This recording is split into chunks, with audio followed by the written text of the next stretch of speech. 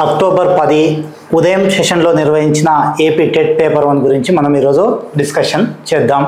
ఇందులో ముఖ్యంగా mathematics part గురించి ఎక్స్ప్లెనేషన్ చేయడం అనేటువంటిది జరుగుతూ ఉంది. ఇక్కడ ఏమి ఇచ్చాడు, 91 నుంచి ప్రాబ్లం స్టార్ట్ కావడం జరుగుతుంది. ఈ 91 ప్రాబ్లం ఏమి ఇచ్చాడంటే, ప్రతి బాహ్య కోణము 45 డిగ్రీలు కాగల క్రమబహుభుజి భుజాల సంఖ్య ఎంత అంటున్నాడు. అసలు క్రమబహుభుజి అంటే ఏంటంటే, అన్ని భుజాల కొలతలు సమానం గాగల బహుభుజిని మనం ఏమంటామంటే క్రమబహుభుజి అంటాం. ఇక్కడ ఏమి ఇచ్చాడు, ప్రతి బాహ్య కోణము 45 డిగ్రీలు కాగల క్రమబహుభుజి భుజాల సంఖ్యని ఫైండ్ అవుట్ చెప్పమని అంటున్నాడు. ప్రతి బాహ్య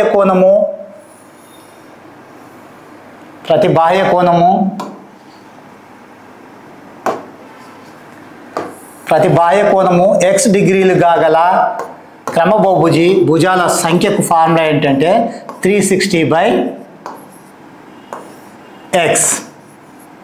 ఇక్కడ 360/x అంటే ఎన్ని డిగ్రీస్ ఇచ్చాడు, మనకు 45 డిగ్రీస్ ఇచ్చాడు. ఆ 45 డిగ్రీస్ని మనం ఇక్కడ సబ్స్టిట్యూట్ చేసినట్లయితే 9 5 జా 45, 9 4 జా 36, 5 1 జా 5, 5 8 జా 40. ఆన్సర్ వచ్చేసి 8. ఇక్కడ ఆప్షన్ 3 అనేటువంటిది సరైనది. నెక్స్ట్ క్వశ్చన్ నెంబర్ 92 చూద్దాం. కర్ణముల పొడవులు 10 సెంటీమీటర్లు మరియు 8.2 సెంటీమీటర్ గల రాంబస్ వైశాల్యము చదరపు సెంటీమీటర్లో కనుక్కోండి అన్నాడు. ఏమి ఇచ్చాడు, ఫస్ట్ మనకు కర్ణముల పొడవు ఇచ్చాడు. ఒక కర్ణం ఏమో ఇదేమో D1 అనుకుందాం. ఒక కర్ణం ఇదేమో D1, ఇదేమో D2. ఇలా రెండు కర్ణాలు ఇచ్చినప్పుడు రాంబస్ వైశాల్యానికి సూత్రం ఏంటంటే, రాంబస్ వైశాల్యము is equal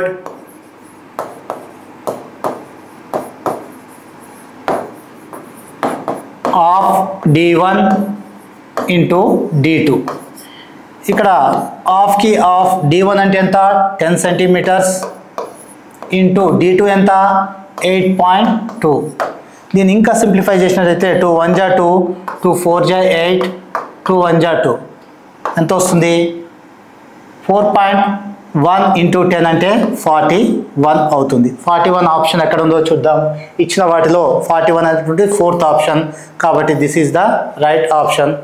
next question number 93ని చూద్దాం. 93ని ఏమి ఇచ్చాడు,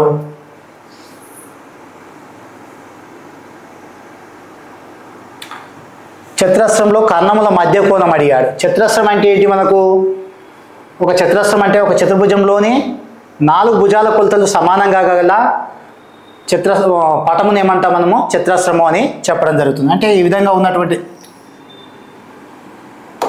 చతురస్రము అంటే ఎలా ఉంటుంది, 4 భుజాల కొలతలు సమానంగా ఉన్నటువంటి సరళ సంవృత పటాన్ని మనం ఏమంటాము, చతురస్రము అని చెప్పడం జరుగుతుంది. ఇందులో ఏమంటున్నాడు, వాటి కర్ణాల మధ్య కోణం అంటున్నాడు. కర్ణము అనగా ఈ విధంగా ఉంటుంది. ఈ రెండు కర్ణాలు ఖండించుకునేటువంటి ఈ ఖండన బిందువు వద్ద ఉండేటువంటి కోణం ఎంత అంటున్నాడంటే ఎంత అని అడుగుతున్నాడు వాడు. ఇక్కడ ఎంత, ఈ రెండు కర్ణాలు ఒకదానికొకటి లంబంగా ఖండించుకుంటున్నాయి కాబట్టి వీటి మధ్య కోణం ఎంత ఉంటుంది, 90 డిగ్రీలు ఉంటుంది. కాబట్టి 90 డిగ్రీలు అనేటువంటిది థర్డ్ వన్ ఆప్షన్ అనేటువంటిది కరెక్ట్. నెక్స్ట్ క్వశ్చన్ నెంబర్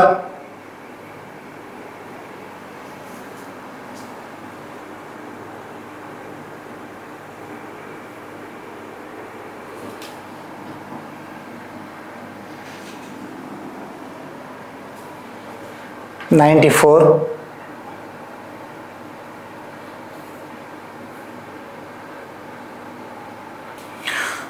ఒక ఫుట్బాల్ జట్టు ఆడిన మొత్తం మ్యాచ్ల్లో 10 మ్యాచ్లు గెలిచిందట.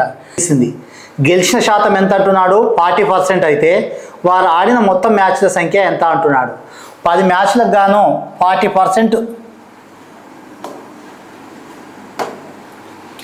40% గాను ఎన్ని మ్యాచ్లు గెలిచారట, 10 మ్యాచ్లు గెలిచారు అని ఇచ్చాడు. మరి 100%కి ఎన్ని మ్యాచ్లు వస్తాయి అంటున్నాడు, టోటల్ ఆడినటువంటి మొత్తం మ్యాచ్ల సంఖ్య ఎంత అని అంటున్నాడు. దీన్ని తీసుకున్నట్లయితే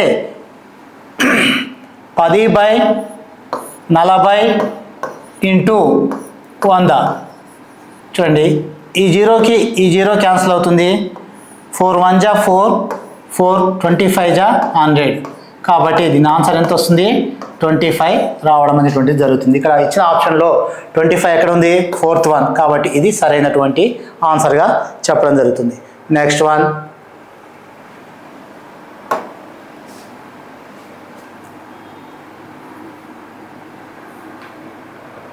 -5 -4 మరియు 4ల మధ్య గల పూర్ణ సంఖ్యల సగటు ఎంత అంటున్నాడు.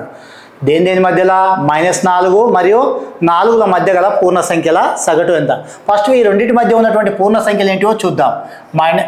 ఈ రెండింటి మధ్య ఏ రెండింటిమైనా -4 + 4 మధ్య ఉన్నటువంటి పూర్ణ సంఖ్యలు ఏంటో చూద్దాం. అవి ఏంటి వస్తాయి చూడండి.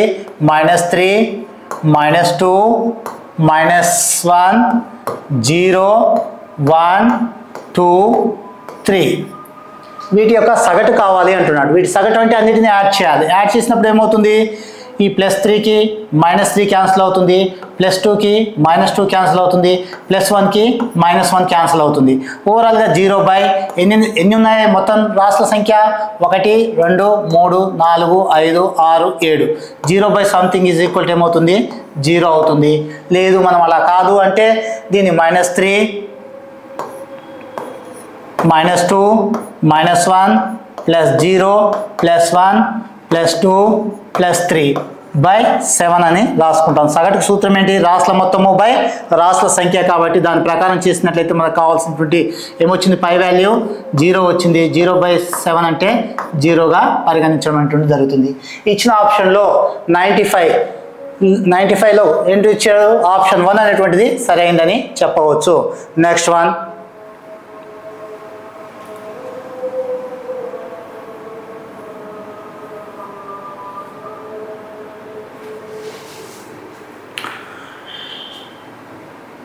ఓకే. ఇక్కడ దీని 96ని చూద్దాం. సింప్లిఫికేషన్కి సంబంధించినటువంటి ప్రాబ్లం ఇచ్చాడు. దీని నుంచి మనకు కావాల్సినటువంటి వాల్యూని ఫైండ్ అవుట్ చేద్దాం. ఫస్ట్ మనకు ఫార్ములా ఉంది a పవర్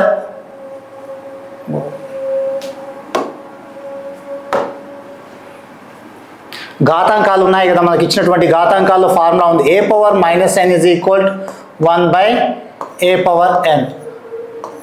ఈ సూత్రం ప్రకారము ఇచ్చినటువంటి వాటిని ఆ ఫామ్లోకి మార్చినట్టయితే ఏమవుతుందో చూడండి. ఫస్ట్ ఏమి ఇచ్చాడు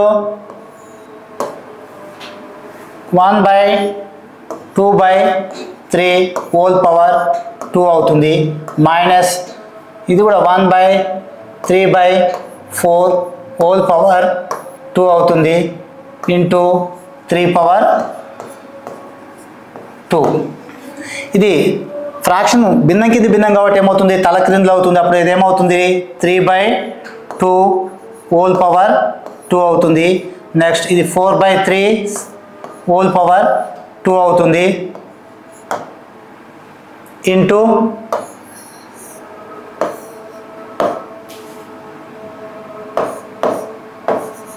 3². నెక్స్ట్ ఇదేమవుతుంది 3² అంటే 9, ఇది 2² అంటే 4 మైనస్ ఇది 4² అంటే 16, 3² అంటే 9. దీన్ని ఇంకా సింప్లిఫికేషన్ చేసినట్లయితే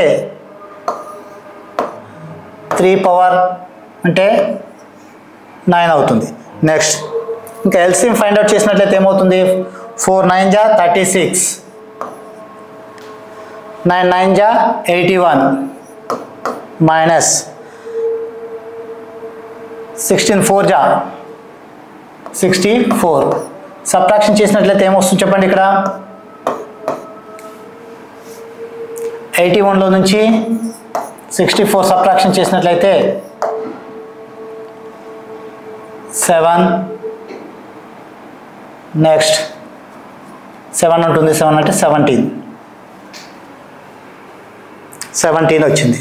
17/36 ఇంటూ 9, 9 1 జా 9, 9 4 జా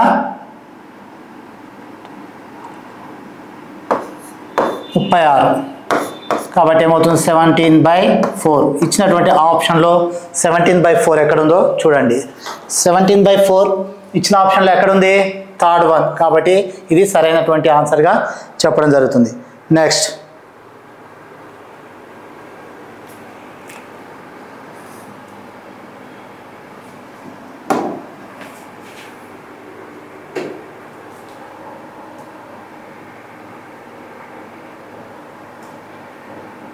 ఓకే, ఇక్కడ మనకు బీజగణిత నియమాలపై ఈ సమస్యను అనేటువంటిది ఇవ్వడం జరిగింది. ఫస్ట్ వన్ మనం అబ్జర్వ్ చేసినట్లయితే ఇక్కడ నుంచి ఇక్కడికి చూసినట్లయితే మనము ఒక ఫార్ములాని కలిగి ఉండడం అనేటువంటిది గమనించవచ్చు. చూడండి, a² - 2ab + b². దీన్ని ఏమని రాస్తాం మనము? a - b whole square is equal to formula a² - 2ab + b². ఈ ఫామ్లోకి ఫస్ట్ ఉన్నటువంటి టర్మినాలజీ మనం కన్వర్ట్ చేసినట్లయితే ఇక్కడ ఏమవుతుంది? a² -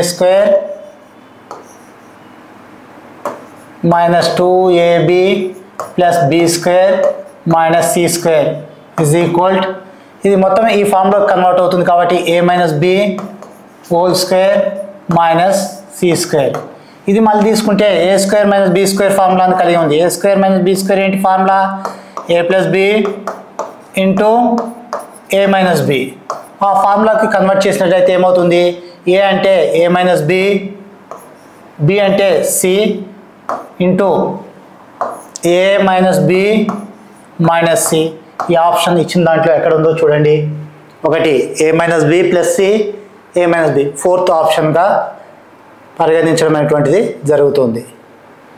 అంతే కదా, fourth one this is correct అయినటువంటి సొల్యూషన్గా మనము చెప్పడం అనేటువంటి జరుగుతుంది. నెక్స్ట్, ఒక వస్తువు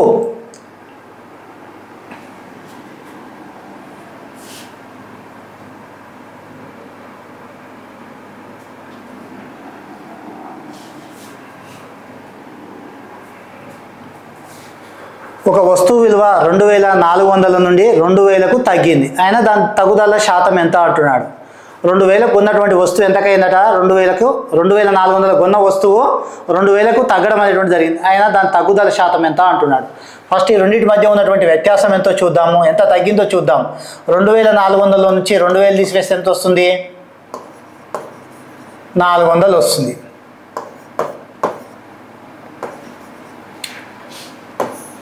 ఈ 400 అనేటువంటి శాత రూపంలో తెలియజేయమంటే తగ్గుదల శాతం ఈజ్ ఈక్వల్ ఏమవుతుంది? 400/2400 ఇంటూ 100. ఈ 2 సున్నాలకి ఈ 2 సున్నాలు క్యాన్సల్. తర్వాత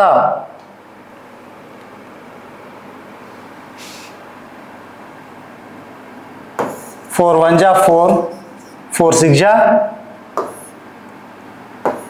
24. తర్వాత 2 3 = 250. అంటే ఎంత వచ్చింది? 50/3. దీన్ని సింప్లిఫికేషన్ చేసినట్లయితే ఏమవుతుంది? 16 - 48, రిమైనింగ్ 2 ఉంటుంది కాబట్టి 2/3.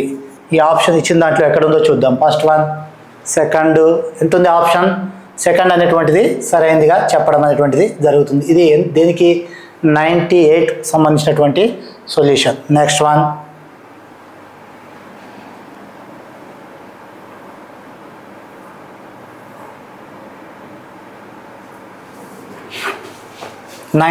చూద్దాం. 99 ఏమి ఇచ్చాడు?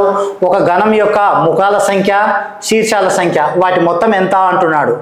ఒక గణానికి, గణము అనగా గణానికి ఎన్ని ముఖాలు ఉన్నాయో చూద్దాం. క్యూబ్, సమగణం.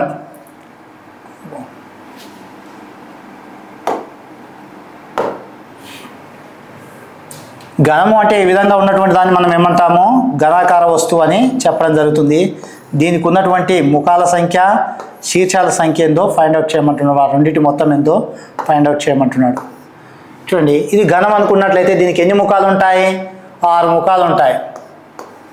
అదేవిధంగా శీర్షాలు ఎన్ని ఉంటాయి? 1 2 3 4 5 6 7 8. ఎన్ని వచ్చాయి? 8. ఈ రెండింటి యొక్క మొత్తం అడిగాడు. అక్కడ ఏమిచ్చాడు? ఫేస్ ముఖాల సంఖ్య ప్లస్ శీర్షాల సంఖ్య. అంటే F + V = 6 + 8 = 14. ఇచ్చిన ఆప్షన్లో 14 ఎక్కడ ఉంది? Third one. కాబట్టి ఇది సరైనటువంటి ఆన్సర్గా మనము చెప్పడం జరుగుతుంది. నెక్స్ట్,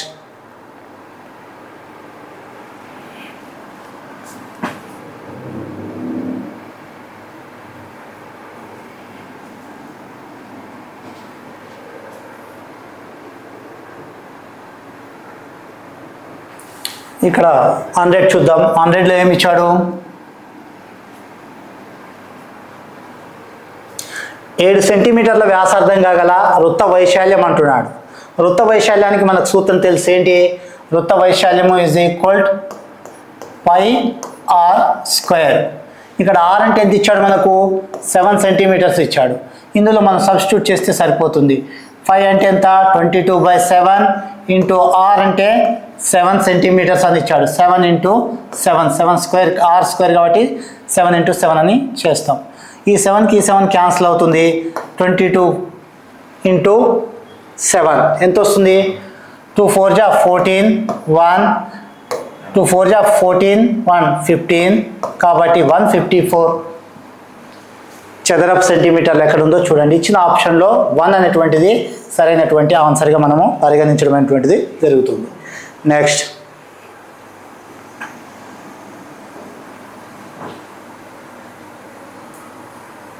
నెక్స్ట్ ఏమి ఇచ్చాడు? 101. ఒక సమద్విబాహు త్రిభుజం యొక్క చుట్టుకొలత 8p-1 మరియు సమానంగా లేని మూడో భుజం కొలత 4p-7 అయితే సమాన కొలత కలిగినటువంటి భుజం పొడవును కనుక్కోండి అంటున్నాడు. సమద్విబాహు త్రిభుజం అంటే ఏంటి? సమద్విబాహు త్రిభుజం అంటే ఏంటి? ఒక త్రిభుజంలోని 2 భుజాల కొలతలు సమానంగా కలిగినట్లయితే దాన్ని ఏమంటాం మనము? సమద్విబాహు త్రిభుజం అని చెప్పడం జరుగుతుంది. ఈ విధంగా త్రిభుజాన్ని తీసుకున్నట్లయితే ఈ త్రిభుజము ఈ 2 భుజాలు ఏ విధంగా ఉన్నాయట? సమానంగా ఉన్నాయి. ఈ మూడో భుజము డిఫరెంట్గా ఉంది. ఇందులో మూడో భుజం కొలత అయినటువంటి ఏది ఇచ్చాడు? 4p-7 ఇచ్చాడు. అంతేకాకుండా ఈ 3 భుజాల కొలత, చుట్టుకొలత అంటే ఈ 3 భుజాలు ఇంక్లూడ్ అవుతాయి కాబట్టి దాని విలువ ఇచ్చాడు. ఎంత? 8p-1 అని ఇవ్వడం జరిగింది. తెలియనటువంటి ఈ 2 భుజాలను మనము x ప్లస్ x అనుకుందాము. ఇది x అయితే ఇది కూడా x అవుతుంది కాబట్టి x అనుకున్నట్లయితే ఇప్పుడు ఈ 3 భుజాల కొలతనే దాన్ని ఏమంటాం? త్రిభుజం యొక్క చుట్టుకొలత అని చెప్పడం జరుగుతుంది. కాబట్టి x plus 4p-7 is equal to ఎంత అని ఇచ్చాడు? 8p-1 అని ఇవ్వడం జరిగింది. 8p-1 ఇక్కడ ఈ 4p-7 అటువైపు పంపించినట్లయితే xకి x ఏమవుతుంది? 2x అవుతుంది. అడిషన్ చేస్తే ఈజ్ ఈక్వల్ టు 8p, ఈ ప్లస్ 4p ఇటువైపు తీసుకెళ్తే -4p-1, ఈ -7 ఇటువైపు తీసుకొస్తే +7గా రాయడం జరుగుతుంది. 2x ఈజ్ ఈక్వల్ టు 4pలో నుంచి 8pలో నుంచి 4p సబ్ట్రాక్షన్ చేస్తే 4p వస్తుంది. తర్వాత 7లో నుంచి 1 సబ్ట్రాక్షన్ చేస్తే 6 వస్తుంది, +6 వస్తుంది. ఇందులో 2x ఈజ్ ఈక్వల్ టు ఏమని రాయొచ్చు? ఇక్కడ 2 కామన్ తీసినట్లయితే 2p+3. ఈ 2కి ఈ 2 క్యాన్సిల్ అవుతే x ఈజ్ ఈక్వల్ టు ఏమొచ్చింది? x is equal 2p+3. ఇచ్చినటువంటి మనకు అడిగినటువంటిది ఏంటిది? కలిగిన సమాన కొలత కలిగినటువంటి భుజం పొడవు ఎంత అంటున్నాడు. ఆ భుజం కొలత ఎంత వచ్చింది మనకు? 2p+3. ఎక్కడ ఉంది ఆప్షన్? Second one. ఇది దీనికి ఇచ్చినటువంటి దానికి సరైనటువంటి సమాధానంగా మనము చెప్పడం అనేటువంటిది జరుగుతుంది. Next one 15/4-7x is equal 9. ఈ +9 ఇటువైపు తీసుకొస్తే -9 అవుతుంది. /4 -9 is equal 7x. LCM find out చేసినట్లయితే 4 అవుతుంది. 15కి 15, తర్వాత 4 9 జా 36, దట్ ఈజ్ ఈక్వల్ 7x. 36లో నుంచి మనం 15 సబ్ట్రాక్షన్ చేయాలి. 15 సబ్ట్రాక్షన్ చేస్తే ఎంత వస్తుంది? 1, తర్వాత 21. 21/4 is equal to 7x. Therefore x is equal to 21/4 into 7. Sorry, m7 is minus వస్తుంది కాబట్టి -21 minus 7 1 జా 7, 7 3 జా 21 కాబట్టి x is equal to ఏమొచ్చింది? -3/4. ఇచ్చిన ఆప్షన్లో ఎక్కడ ఉందో చూద్దాం. ఇచ్చిన ఆప్షన్లో -3/4 first one. This is the right. Next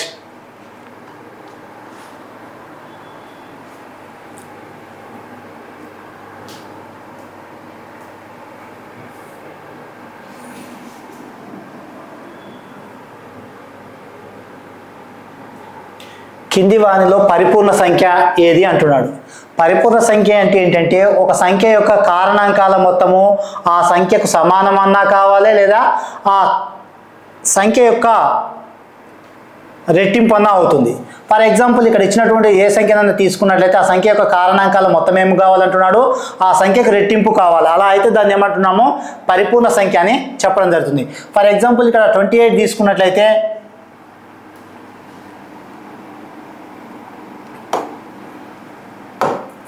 28 యొక్క కారణాంకాలు ఏమేమో చెప్పవచ్చును, 1 2 4 7 1 2 4 7 14, 28. వీటన్నిటిని ఎడిషన్ చేసామనుకోండి, 1 + 2 + 4 + 7 + 14 + 28. 14కి 7 యాడ్ చేస్తే 21, 21 + 4 25, 26, 27, 28, 28 + 28 56. మనము ఏ సంఖ్య అయితే తీసుకున్నామో ఆ సంఖ్య యొక్క కారణాంకాల మొత్తం ఆ సంఖ్యకు రెట్టింపు అయింది. ఇక్కడ చూడండి ఎంత అయింది, 56 అయింది. అలా ఉంటే దాన్ని ఏమంటామంటే పరిపూర్ణ సంఖ్య అని చెప్పడం జరుగుతుంది. కాబట్టి ఇచ్చిన వాటిలో 28 మాత్రమే పరిపూర్ణ సంఖ్య, మిగిలిన ఏ సంఖ్య కూడా ఆ విధంగా పాసిబిలిటీస్ అనేటువంటివి ఉండవు. కాబట్టి ఇచ్చిన వాటిలో ఆప్షన్ 3 అనేటువంటిది సరైనదని చెప్పవచ్చును. నెక్స్ట్ వన్,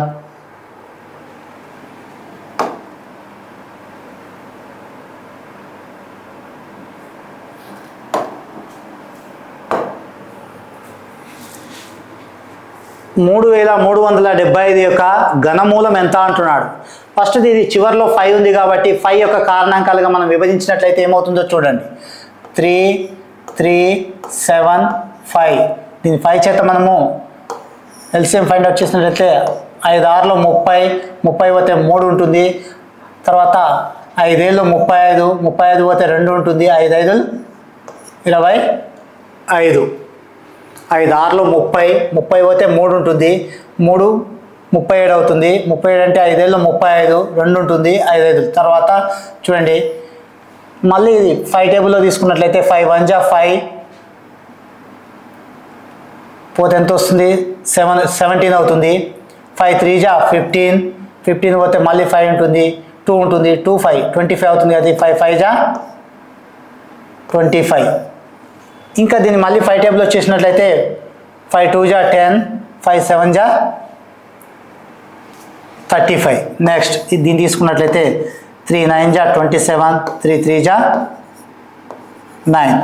కాబట్టి దీన్ని ఏమని రాయవచ్చు, ఘనమూలం అన్నాడు. అంటే 3 సమాన మూలాలు సమానంగా ఉండేటట్టుగా చూడాలి. 3 కారణాంకాలు సమానంగా ఉన్నట్టయితే ఏమున్నాయి, 1 × 3. కాబట్టి ఎన్ని వస్తుంది, ఇది 15 వస్తుంది. ఇది సరైనటువంటి ఆన్సర్ 15 అనేటువంటిది. ఏంటి అంటే ఘనమూలం అంటే ఏంటిది, cubic root of 3375. That is equal to ఏమని రాయొచ్చు మనము, 5 ఎన్ని టైమ్స్ వచ్చింది, 3 టైమ్స్ వచ్చింది. ఇంటూ 3 కూడా ఎన్ని టైమ్స్ వచ్చింది, 3 టైమ్స్ వచ్చింది. Whole power 1/3. That is equal 5 × 3 whole power 3 whole power 1/3. ఈ 3కి 3 క్యాన్సిల్ అయితే 5 3 మిగులుతుంది. అదే 5 × 3 15గా మనము చెప్పడం అనేటువంటిది జరుగుతుంది. దీన్ని ఏమంటాము, 3375కి ఘనమూలము 15గా చెప్పడం అనేటువంటి జరుగుతుంది. ఇది సరైనటువంటి సమాధానం ఇచ్చిన దాంట్లో. నెక్స్ట్ వన్ 105 చూద్దాము.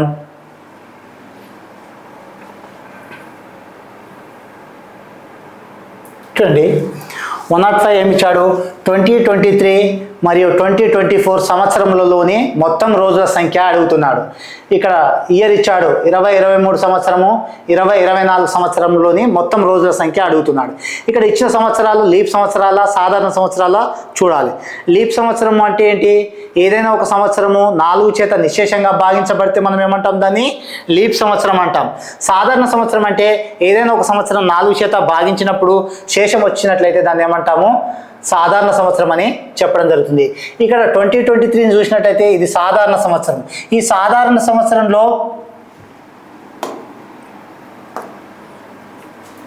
2023ని మనం అబ్జర్వ్ చేసినట్లయితే ఇది ఏ సంవత్సరం అని చెప్పవచ్చును? సాధారణ సంవత్సరం. సాధారణ సంవత్సరంలో సాధారణంగా ఒక సంవత్సరానికి ఎన్ని రోజులు ఉంటాయంటే 365 రోజులు ఉంటాయి. సాధారణ సంవత్సరంలో రోజుల సంఖ్య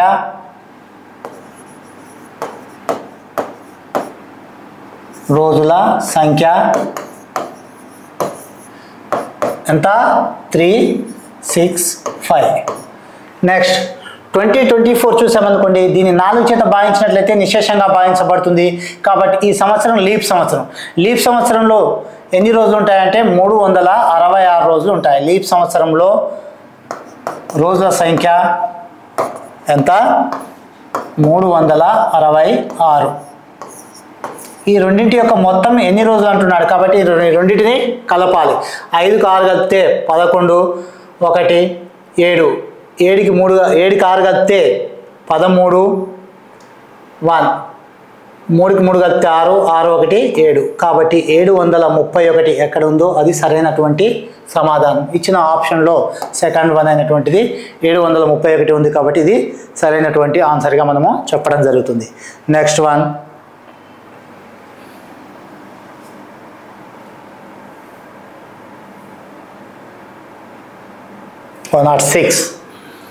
106 ఏమి ఇచ్చాడు? 7 సెంటీమీటర్ల వ్యాసార్థం కలిగిన స్తూపం వక్రతల వైశాల్యము 308 చదరపు సెంటీమీటర్. అయితే ఆ స్తూపం యొక్క ఎత్తు ఎంత అంటున్నాడు? వ్యాసార్థం ఇచ్చాడు. వ్యాసార్థం ఎంత అంటున్నాడు? వ్యాసార్థం r = 8 సెంటీమీటర్లు. ఎత్తు h వాల్యూ ఎంత ఫైండ్ అవుట్ చేయండి అంటున్నాడు. స్తూపం యొక్క వక్రతల వైశాల్యానికి సూత్రం ఉంది మనకు. స్తూపం వక్రతల వైశాల్యం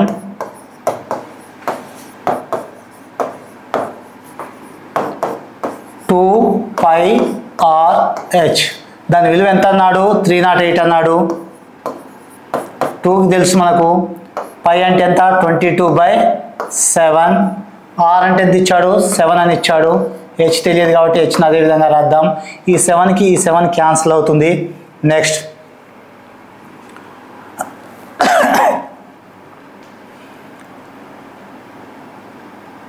2 1 జా 2 పోతే 2 5 జా 10 అవుతుంది. 2 4 జా. Next 154 is equal 22h. Therefore h is equal to 154/22. ఇక్కడ ఇంకా సింప్లిఫై చేసినట్లయితే 11 టేబుల్లో 11 2 జా 22, 11 1 జా 11, 44 అవుతుంది. 11 4 జా 44, 2 1 జా 2, 2 7 జా 14. దేర్ఫోర్ h = ఎంత వచ్చింది మనకు? దీని నుంచి 7 సెంటీమీటర్స్ రావడం అనేటువంటిది జరిగింది. ఇచ్చిన ఆప్షన్లో ఎంత ఉంది? ఫస్ట్ వన్ అనేటువంటిది 7 అనేటువంటిది ఉంది కాబట్టి ఇది సరైనటువంటి ఆప్షన్గా చెప్పడం అనేటువంటిది జరుగుతుంది. నెక్స్ట్ క్వశ్చన్ నెంబర్ 107 చూద్దాం.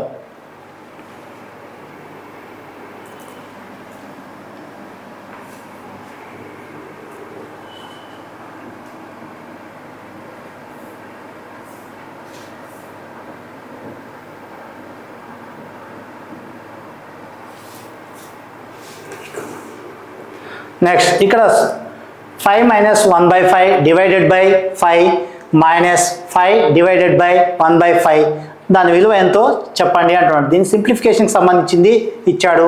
ఇది బడ్మాస్ రూల్ని ఫాలో అవుతుంది. ఆ వి బడ్మాస్ రూల్ ఏంటో చూద్దాం.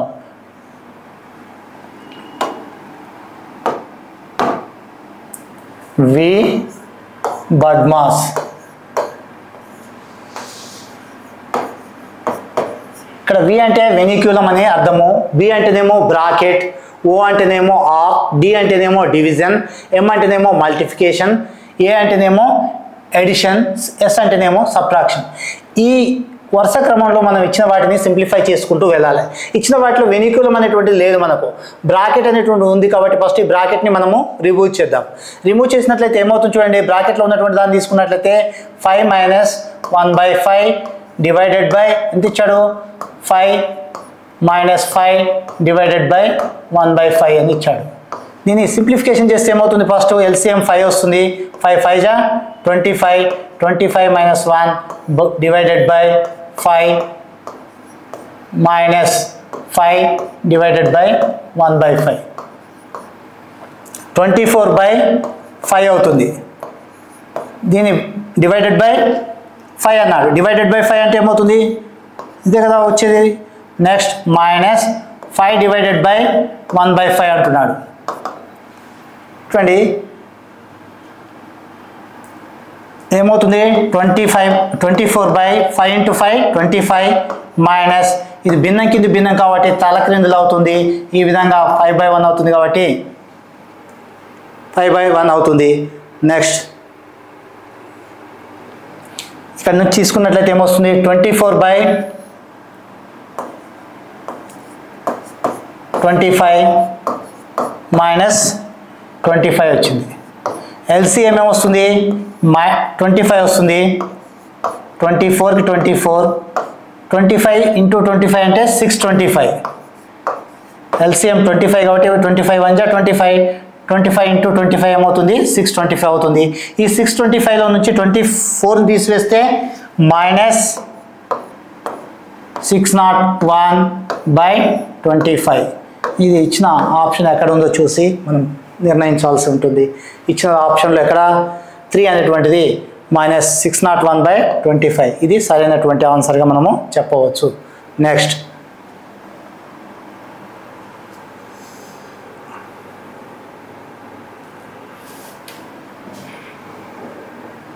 ఇంకేమి ఇచ్చాడు? ఇక్కడ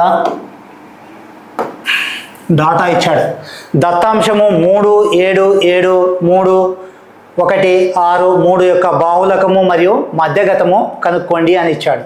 బాహుళకం అంటే ఏంటి? ఇచ్చిన దత్తాంశంలో ఎక్కువ సార్లు ఏ నెంబర్ అయితే రిపీట్ అవుతుందో దాన్ని ఆ దత్తాంశం యొక్క బాహుళకము అని చెప్పవచ్చు.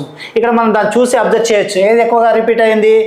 ఇక్కడ 3 ఎన్నిసార్లు రిపీట్ అయింది? 3 టైమ్స్ రిపీట్ కావడం. 7 2 టైమ్స్. కాబట్టి దీని యొక్క బాహుళకం ఎంత అని చెప్పవచ్చును? బాహుళకము 3. మరియు ఇంకేం కావాలన్నాడు? మధ్యగతం కావాలన్నాడు. మధ్యగతం కావాలంటే ఇచ్చిన డాటాని ఆరోహణ క్రమంలో కానీ అవరోహణ క్రమంలో కానీ అమర్చి మనము మధ్యగతాన్ని ఫైండ్ అవుట్ చేయడం అనేటువంటిది జరుగుతూ ఉంటుంది. కాబట్టి ఆరోహణ క్రమాన్ని చూద్దాం. ఆరోహణ క్రమంలో ఇచ్చిన దత్తాంశాన్ని ఆరోహణ క్రమం అంటే తక్కువ నుంచి ఎక్కువగా అమర్చడం. ఇందులో ఫస్ట్ ఏముంది? 1 తర్వాత 3 తర్వాత 6 తర్వాత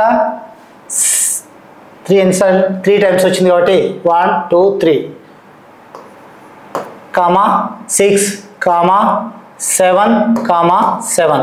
ఇప్పుడు ఈ విధంగా రాసిన తర్వాత ఇందులో మిడిల్లో ఏదైతే ఉంటుందో అదే దాని యొక్క మధ్యగతంగా చెప్పడం అనేటువంటిది జరుగుతూ ఉంటుంది. నెక్స్ట్ మిగిలినటువంటి ఒకటి రాసి ఉంది. ఆ రాశి ఏమవుతుంది? ఇచ్చిన దత్తాంశానికి మధ్యగతం అని చెప్పవచ్చు. మధ్యగతం ఎంత? ఇప్పుడు దీనికి మధ్యగతం ఈజ్ ఈక్వల్ 3. బాహుళకం ఎంత వచ్చింది? 3 వచ్చింది. మధ్యగతం ఎంత వచ్చింది? 3 వచ్చింది. 3, 3 అనేటువంటి ఆప్షన్ ఎక్కడ ఉందో మనం చూద్దాం. ఇచ్చిన వాటిలో 3, 3 ఎక్కడ ఉంది? ఫస్ట్ 1. కాబట్టి ఇది దీనికి ఇచ్చినటువంటి దత్తాంశానికి సరైనటువంటి ఆన్సర్ అని చెప్పవచ్చు.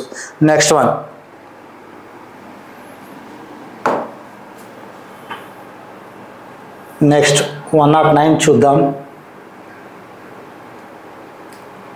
చూడండి, తిరుపతి ఎక్స్ప్రెస్ ఏం చేసిందట? 23 గంటల 40 నిమిషాలకు భీమవరం చేరుకొనిను. ఆ సమయంలో 12 గంటల రూపంలో తెలియచెప్పండి అంటున్నాడు. ఎప్పుడు వచ్చింది? తిరుపతి ఎక్స్ప్రెస్ ఎప్పటికీ భీమవరానికి చేరుకుందట? 23 గంటల 40 నిమిషాలకి చేరుకోవడం జరిగింది. ఆ సమయంలో 12 గంటల రూపంలో సమయాన్ని తెలపండి అంటున్నాడు. సాధారణంగా మనం రైల్వేలో ఉపయోగించేటువంటి గడియారము 24 గంటలకు కన్వర్ట్ చేయడం అనేటువంటిది జరుగుతూ ఉంటుంది. మనం జనరల్గా వాడుకలో ఉన్నటువంటి గడియారం 12 గంటల రూపంలో ఉండడం అనేటువంటిది జరుగుతుంది. కాబట్టి ఈ 23 గంటల 40 నిమిషాలని దేంట్లోకి మార్చి చూపించమంటున్నాడు? 12 గంటల రూపంలోకి మార్చి చూపించండి అని చెప్పడం జరుగుతుంది. ఏంటి ఇక్కడ 20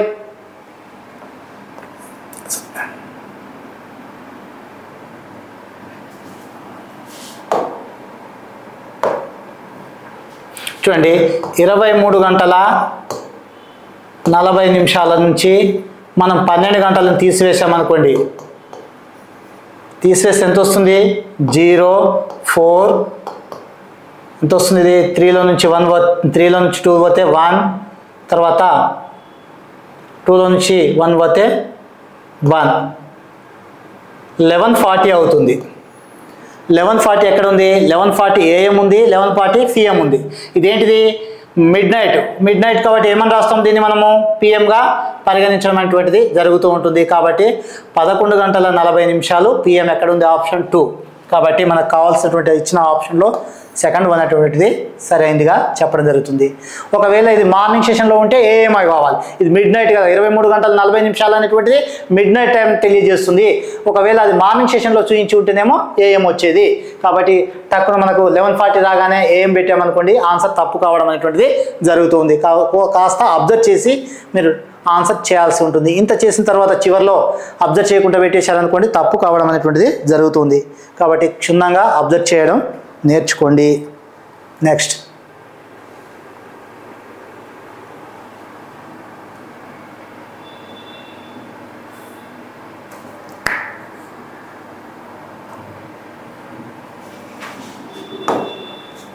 క్వశ్చన్ నెంబర్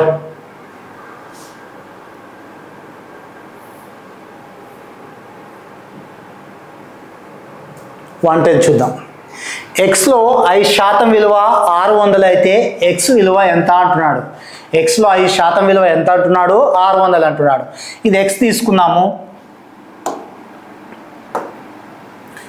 ఎక్స్లో 5% అంటున్నాడు. 5/100 దట్ ఈజ్ ఈక్వల్ ఎంత వస్తుంది? 600 అని ఇచ్చాడు. ప్రాబ్లంలోనే ఇవ్వడం అనేటువంటిది జరిగింది. దీని నుంచి మనం ఏం కనుక్కోవాలి? ఎక్స్ని ఫైండ్ అవుట్ చేయాలి. ఆ సంఖ్య అయినటువంటి ఎక్స్ ఎంత అంటున్నాడు. ఎక్స్ ఈజ్ ఈక్వల్ టు ఏమని రాయొచ్చు? 600 ఇంటూ ఇక్కడ ఇది భాగిస్తుంది, అటువైపు తీసుకెళ్తే గుణిస్తుంది బై 5. ఓకేనా? 5 1 జా 5, 5 12 జా 60. కాబట్టి ఇక్కడ ఇంకో 0 వచ్చి యాడ్ అవుతుంది. ఎంత వచ్చింది? 120 ఇంటూ 100. X is equal 1 2 0 0 0. 12,000 ఎక్కడ ఉంది? ఇచ్చిన ఆప్షన్లో ఫస్ట్ వన్. కాబట్టి ఎక్స్ విలువ ఎంత అని చెప్పవచ్చును? 12,000గా మనము చెప్పడం అనేటువంటిది జరుగుతుంది. నెక్స్ట్ ప్రాబ్లం ఎక్కడ ఇచ్చాడు? 111. చూడండి, ఇంతకుముందు మనం నేర్చుకున్నట్టుగా మళ్ళీ సూక్ష్మీకరణ సింప్లిఫికేషన్ సంబంధించినటువంటి సమస్యను మళ్ళీ ఇవ్వడం అనేటువంటిది జరిగింది. ఇది కూడా ఏ రూల్ని ఫాలో అవుతుంది? వి బడ్మాస్ రూల్ని ఫాలో కావడం అనేటువంటిది జరుగుతుంది. వి బడ్మాస్ రూల్ నేను ఆల్రెడీ చెప్పాను. వి బడ్మాస్, వి అంటే వినిక్యులం అని, అంటే వినిక్యులం అంటే ఏదైనా ఒక సంఖ్య ఇచ్చి దానిపైన ఈ విధంగా బార్ రూపంలో ఉంటే దాన్ని ఏమంటాం? వినిక్యులం అంటాం. బి అంటేనేమో బ్రాకెట్, ఓ అంటేనేమో ఆఫ్. ప్రాబ్లంలో ఎక్కడన్నా ఆఫ్ ఇస్తే ఫస్ట్ ఏం చేయాలి? ఆఫ్ని చేయాలి. ఇక్కడ ఫస్ట్ వెనిక్యులం ఇస్తే వెనిక్యులం, బ్రాకెట్ ఉంటే బ్రాకెట్ని రిమూవ్ చేయాలి, తర్వాత ఆఫ్ ఉంటే ఆఫ్ని రిమూవ్ చేయాలి, తర్వాత డివిజన్, తర్వాత మల్టిప్లికేషన్, ఎడిషన్, సబ్ట్రాక్షన్. ఈ విధంగా మనం సింప్లిఫికేషన్ చేసుకుంటూ పోతే మనకు కావాల్సినటువంటి ఆన్సర్ రావడం అనేటువంటిది జరుగుతుంది. ఇచ్చిన దాంట్లో ఫస్ట్ చూద్దాం. 1/2 divided by minus 1/3 divided by 2/5 అని ఇచ్చాడు. ఫస్ట్ మనం ఏం చేయాలి? ఈ బ్రాకెట్ బి వచ్చింది, ఈ బ్రాకెట్ని రిమూవ్ చేయాలి.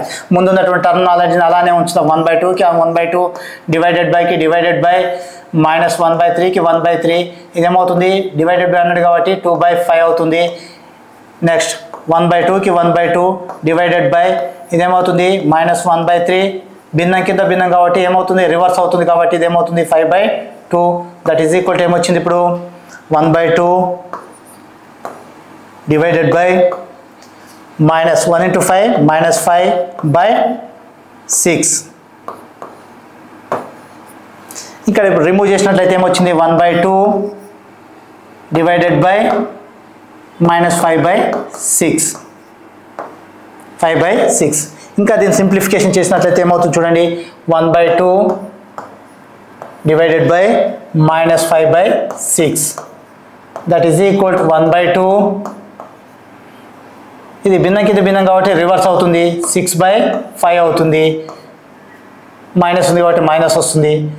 3 2 1 జా 2 2 3 జా 6. కాబట్టి 1 into -3 అంటే -3/5. ఇచ్చిన ఆప్షన్లో -3/5 ఎక్కడ ఉందో చూడండి. -3/5 ఎక్కడ ఉంది?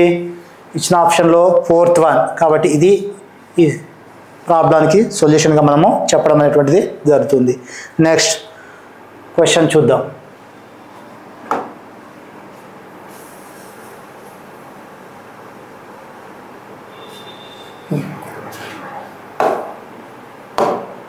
చూడండి, 1 సెంటీమీటర్ మరియు 2 సెంటీమీటర్లు భుజాలుగా గల 2 ఘనాలు కలవు. వాటి ఘన పరిమాణాల మధ్య వ్యత్యాసము చదరపు సెంటీమీటర్లో చెప్పండి అంటున్నాడు.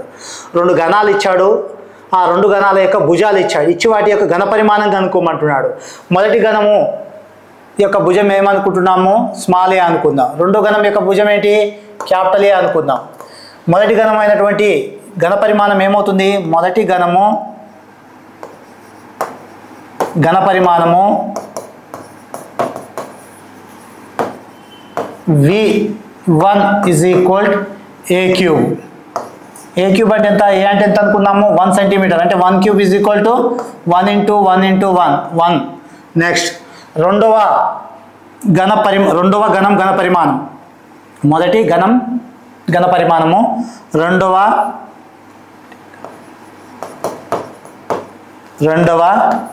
ఘనం ఘన పరిమాణం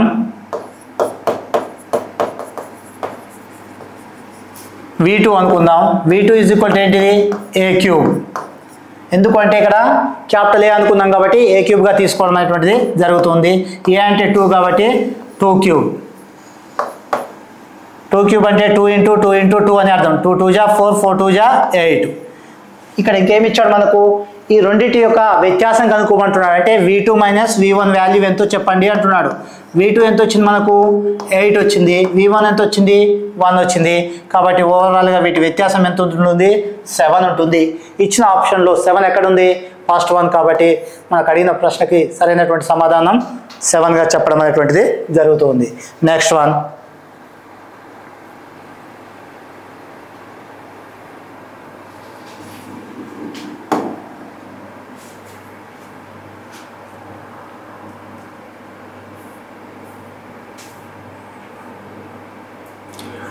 చూడండి, 68,7C29 అనే సంఖ్య 9 చే భాగించబడిన 2C యొక్క విలువ ఎంత అంటున్నాడు. మనకు 9 చే భాగించబడాలంటే మనకు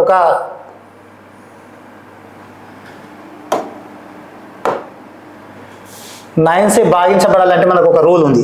ఏదైనా ఒక సంఖ్య 9 చే భాగించబడాలంటే ఆ సంఖ్యలోని అంకెల మొత్తము 9 చే భాగించబడినట్లయితే ఆ టోటల్ సంఖ్య కూడా దేని చేత భాగించబడుతుంది అంటామో 9 చే భాగించబడుతుంది అని చెప్పడం జరుగుతుంది. ఇచ్చిన సంఖ్య ఏముంది ఇక్కడ చూద్దాము. 6 8 7 C29.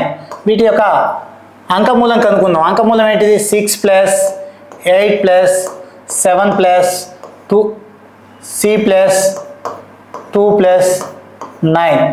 చూడండి,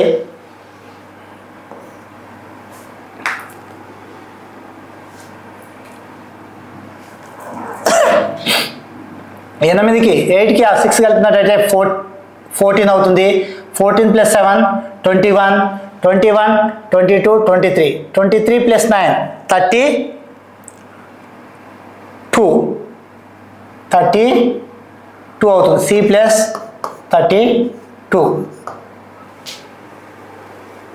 + 32.